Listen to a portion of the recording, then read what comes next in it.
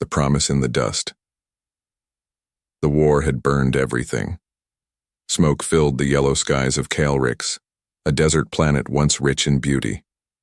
Now, only fire, ash, and ruined buildings remained. Explosions still echoed in the distance, but here, in the quiet ruins, a human soldier lay on the ground, bleeding, tired, and alone. His name was Corvin Holt, a brave Earth soldier, left behind after his unit evacuated. He had fought to save a group of alien civilians, but he was too late. Most had escaped, but some, especially the children, were scattered in the chaos. Suddenly, a soft whimper broke the silence. Corvin turned his head, wincing in pain. There, behind a broken wall, two glowing green eyes stared back at him. A tiny figure peeked out. A little alien girl, no more than 6 years old, covered in dust and trembling. She had violet skin, thin arms, and long silver hair that looked tangled and dirty. Her small hands clutched a cracked crystal toy. Her eyes were wide, filled with fear and tears. Corvin gave a weak smile. "It's okay," he said softly, voice dry. "I'm not here to hurt you." The girl didn't speak. She took one small step forward, then stopped. Her body was shaking and her breathing was fast like a scared animal. "Are you alone?" Corvin asked gently. She nodded once. Her lips trembled. Corvin sat up slowly, groaning. "You're safe now. What's your name?" "Yari," she whispered. "Yari," he repeated, then chuckled. "That's a nice name." There was silence again.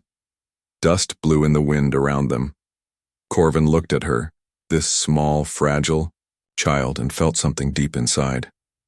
Not just pity, but protectiveness. "Do you know where your family is?" She shook her head. Corvin sighed.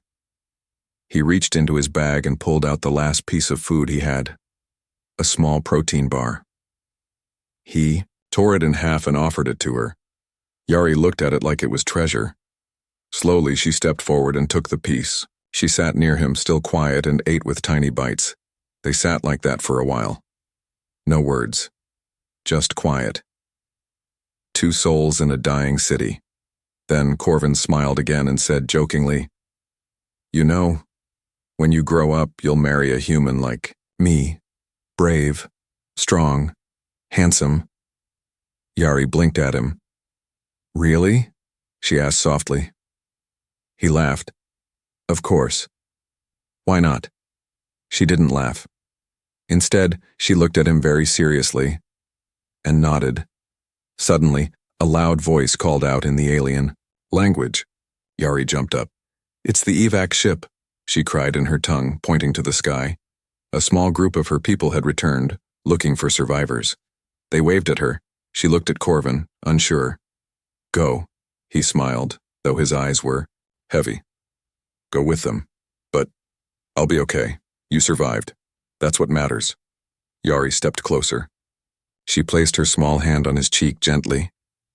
"I'll remember," she whispered. "I promise."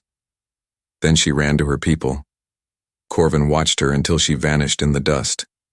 His smile faded slowly as he leaned back, looking at the sky. "She's just a kid," he muttered. "It was just a joke." But deep inside, something told him this wasn't the end of their story. Years passed. The war ended. Peace treaties were signed, and many things were forgotten.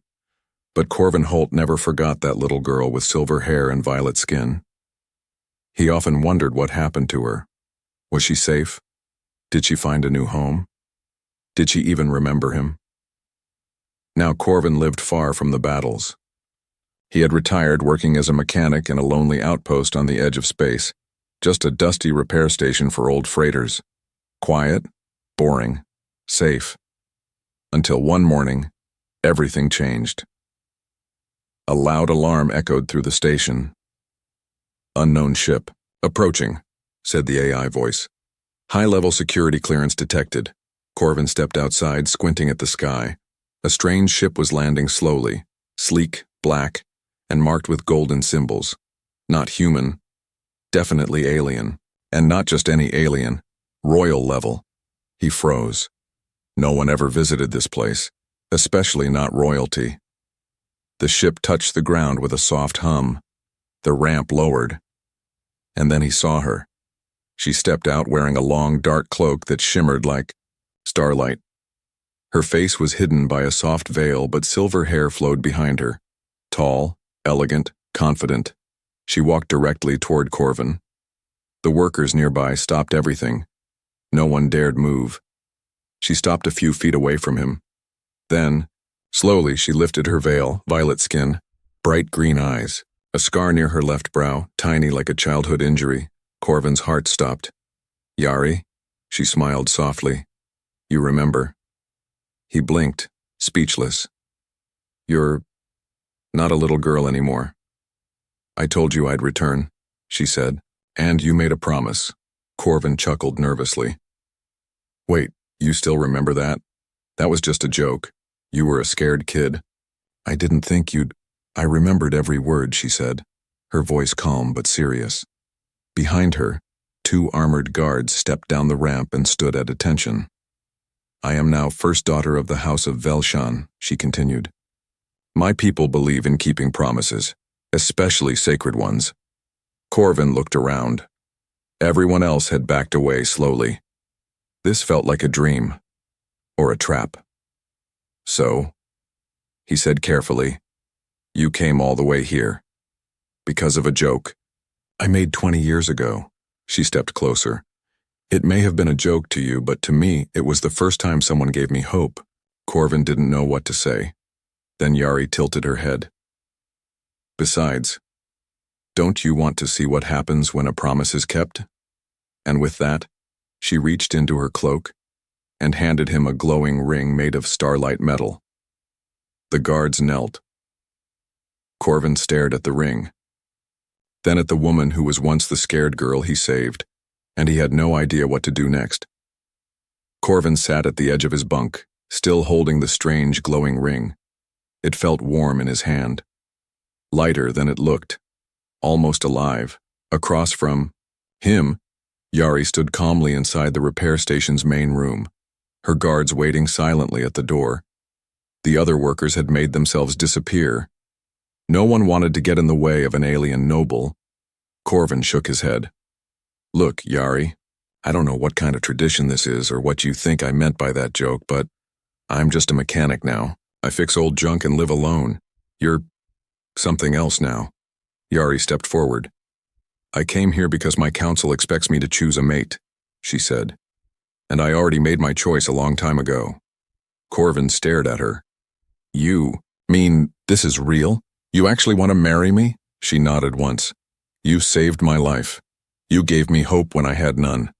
My people believe the one who sparks your soul during your darkest hour is your true match. But you were a child. I'm not anymore." Silence stretched between them. Corvin's heart beat faster.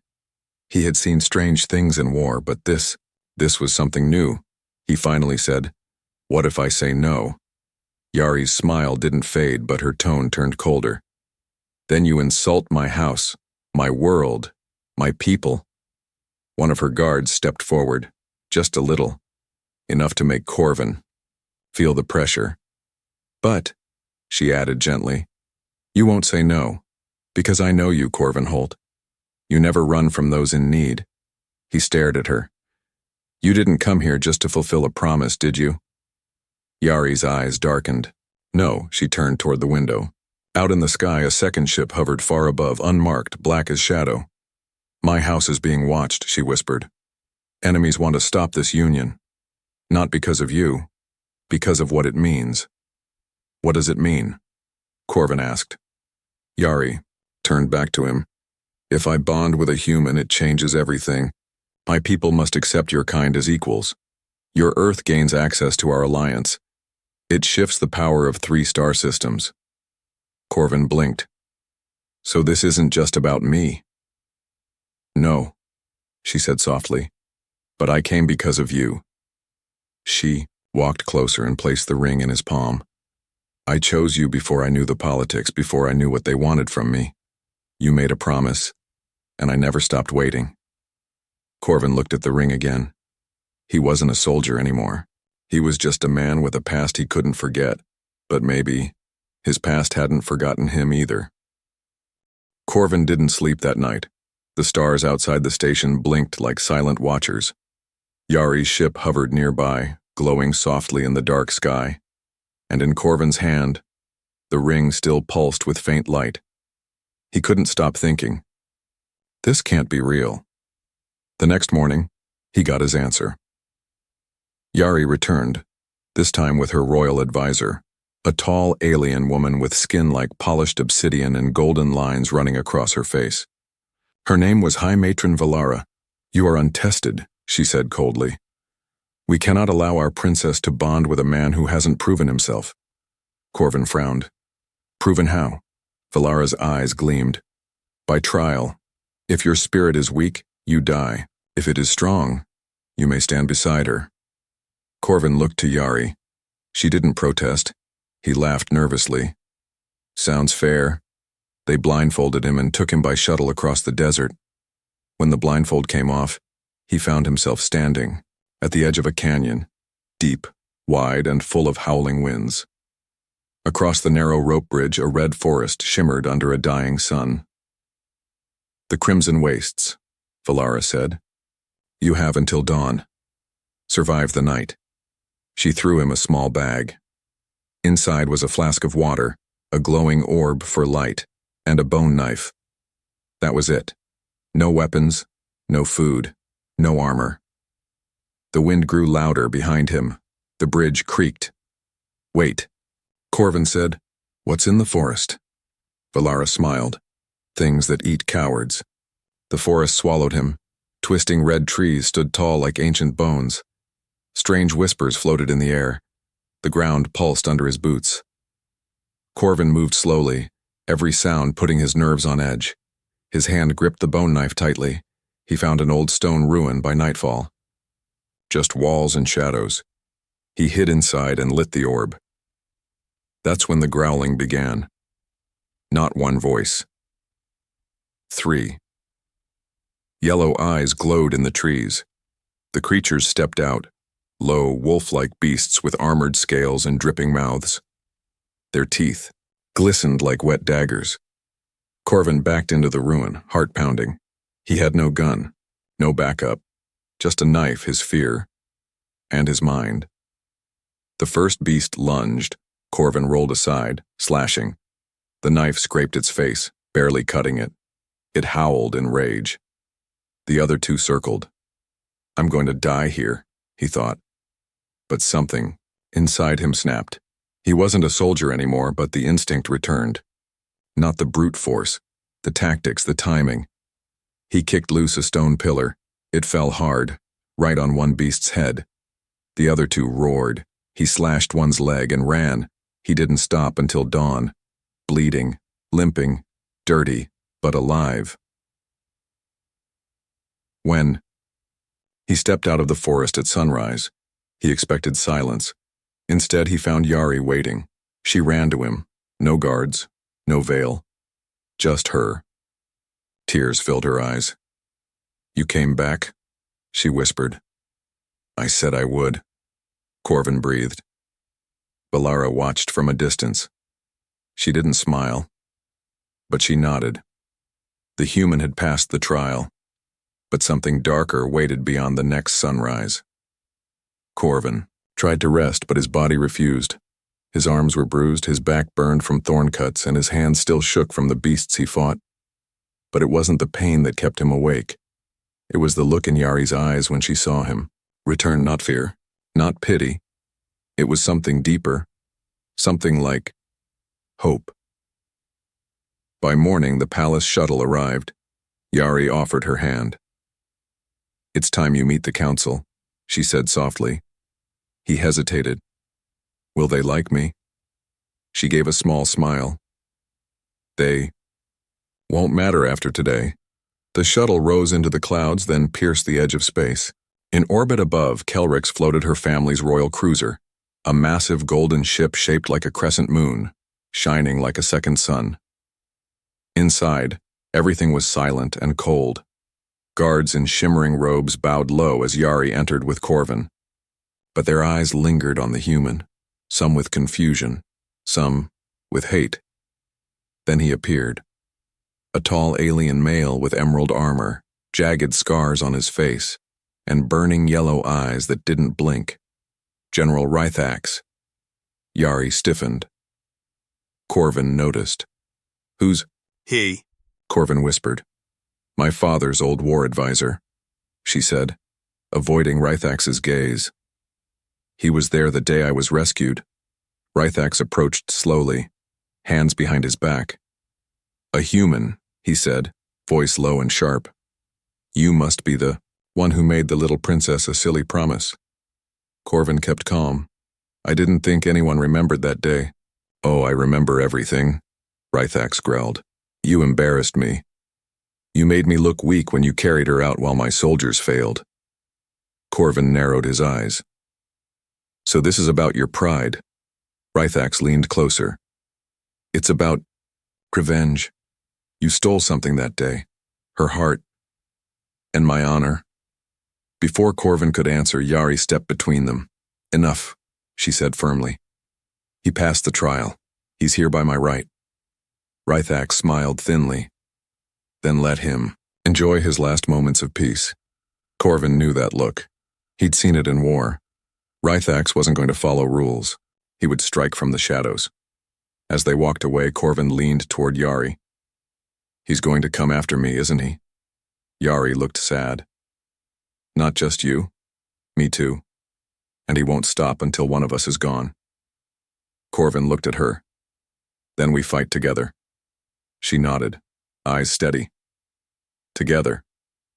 But deep in the shadows of the royal ship, Rythax met with masked figures, allies who hated humans, enemies who feared change, and they made a plan. That night, someone would not survive. The royal hall shimmered with golden light. Thousands had gathered, nobles, warriors, and foreign guests. Crystal torches floated in the air, casting colors that danced across the silver walls. At the center stood a circular platform made of glowing stone. This was the bonding ring, an ancient place where oaths were sealed by fire and spirit. Today, a human would stand there. Corvin adjusted the ceremonial robe they gave him, dark blue with a silver sash. He felt strange, out of place. Around him, alien guests whispered, confused and curious. Some stared in disgust. Others watched with hidden awe. But when Yari entered the hall, silence fell. She was dressed in a flowing gown of deep violet and gold, her silver hair braided with glowing beads. Her steps were light, graceful, but her eyes locked on Corvin, warm and fierce. She walked toward him, and the crowd parted like the sea. High Matron Valara raised her staff. "The bond of unity begins," she said. "Fire shall judge, ice shall bind, let truth be spoken." Yari took Corvin's hand and stepped onto the bonding ring. The floor beneath them lit up with red flame on one side, cold mist on the other, the dance of fire and ice. Together they had to walk its spiral path until they met in the center. Only then would the bond be sealed. As they stepped forward, the flame licked at their feet. Cold air bit their skin. But they did not break eye contact. Each step was in perfect sync, until the third spiral. A sharp crack echoed across the chamber. Corvan froze. Yari gasped. Valara shouted, "Shields up!" But it was too late.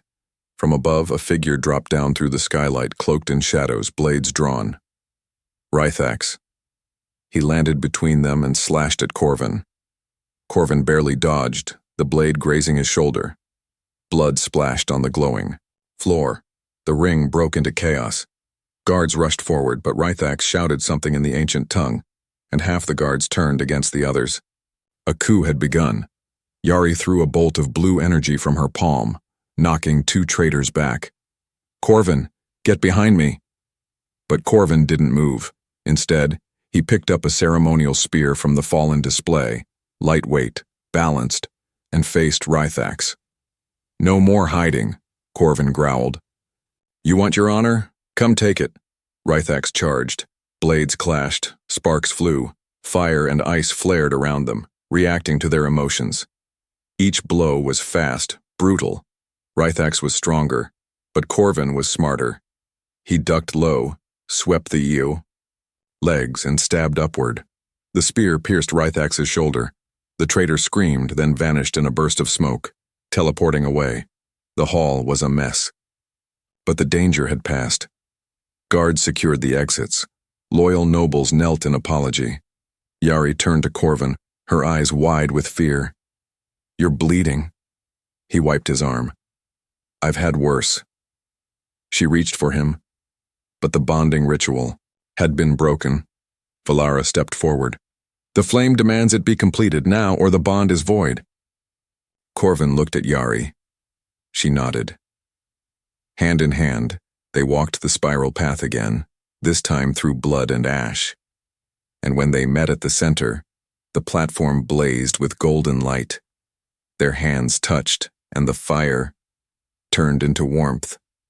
The bond was sealed, but somewhere in the void of space, Rythax lived, and he was preparing for war.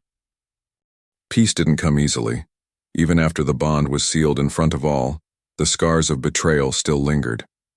The palace had been cleaned, the blood wiped, the traitors either imprisoned or exiled, but one name still echoed in the shadows. Rythax Corvin now wore a symbol around his neck, an ancient pendant of Yari's house. It marked him as consort of the crown, a title once reserved for the greatest warriors of her people. But he didn't feel like royalty. He still slept with one eye open. Every night since the attack, he trained harder. He knew Rythax would return, and next time, he might not come alone. But tonight was different. Tonight was calm. He stood alone at the edge of the sky garden, watching the twin moons rise over the alien world below. The stars were clear, the wind soft. Footsteps approached. He didn't turn. "You walk too quiet now," he said with a smile. Yari joined him, dressed in a simple robe, her hair unbraided, flowing free. "I used to be scared of the dark," she said, "until you found me in it." He looked at her. "I didn't find you, you found me." They both smiled. For a while they stood in silence.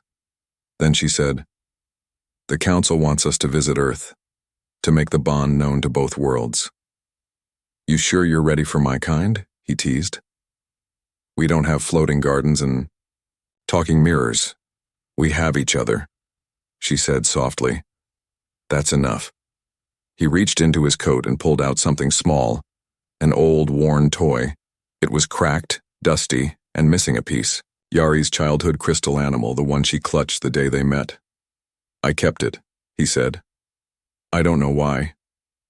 She took it gently, tears in her eyes. "Because you never forgot." Corvin stepped closer. "I made a promise in the dust, Yari. I didn't think it would mean anything, but now—" He paused. She looked up.